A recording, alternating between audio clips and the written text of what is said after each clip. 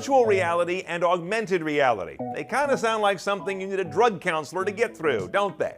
But in fact, they're the hottest two technologies going these days. Let's learn about them so we can compare and contrast what each of them does so they wow you instead of overwhelm you. Augmented reality is when you look at the real world, but it's augmented with additional information or graphics in your view.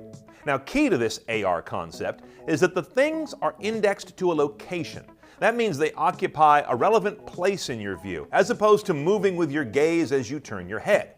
And in many cases, you can interact with those visuals that are augmenting your view.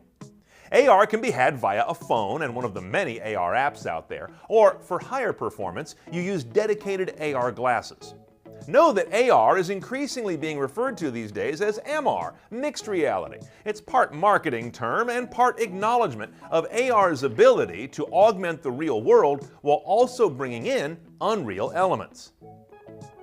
Glasses that augment your view without being indexed to a location and space are better referred to as connected head-up displays. Now, Google Glass was the infamous standard bearer of that sector, but more recently, Vuzix has shown their pending Blade, an impressive set of head-mounted displays that include integration of Amazon Alexa to help you drive what's displayed via voice. Virtual reality is when the world you're standing in is replaced with a virtual one. With some of these, everything you see and everything you hear is replaced with something computer generated. Now, the world that takes you to can be very naturalistic, actually, or extremely synthetic and fantastic. VR, you're surrounded in 360 degrees, and the space is three-dimensional. Now, in its most ambitious forms, VR places are also navigable, as you can move through them and use your hands to manipulate things within them.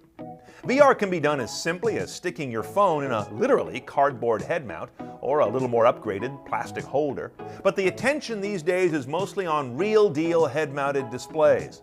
Until recently, these were quite cumbersome and always tethered to either a game console or a high-performance PC. But more recent versions acknowledge that tethering is going to be a non-starter for a lot of users, and instead the new headsets build the electronics into themselves or maybe into a small companion processor you wear on your belt for a pseudo-cordless experience.